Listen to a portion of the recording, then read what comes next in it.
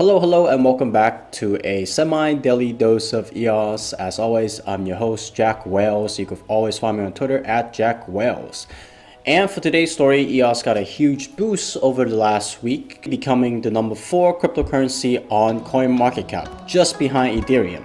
Chintai added more block producers to their voting list, and that really shook things up. And lastly, there's someone going around pretending to be ECAF, trying to scam you out of your private keys. Let's get right into it. Starting the story today, we have EOS making some huge gains over the last week, climbing to be number 4 on CoinMarketCap. Now granted, it was a great week for cryptocurrency in general, but of all the top tokens, EOS had a especially good run. The price jumped nearly 40% in just a matter of 2 days. This is probably due in part to the upcoming 1.6 release, which promises huge improvements in performance and changes to how the resource management system will be handled. Speaking of resources, Chintai, the resource leasing platform, have added new block producers to their voting list.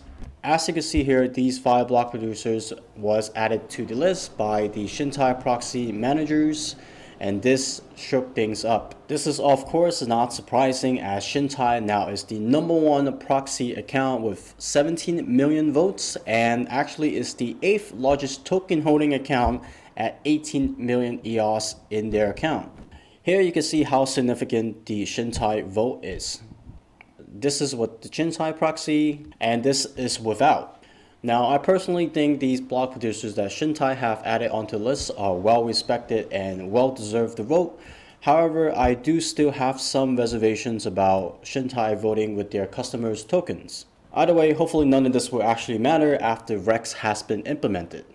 And the last thing you need to know today is that there is an individual or a group claiming to be ECAF, and they've been sending out transactions with the memo telling people that you need to go to this website and put in your private key, or else your token will be confiscated.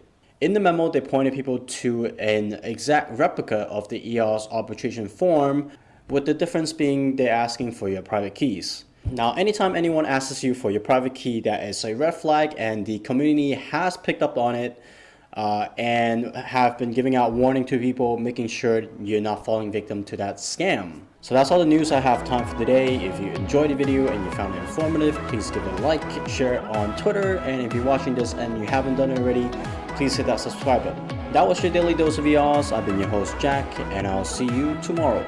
Stay cool.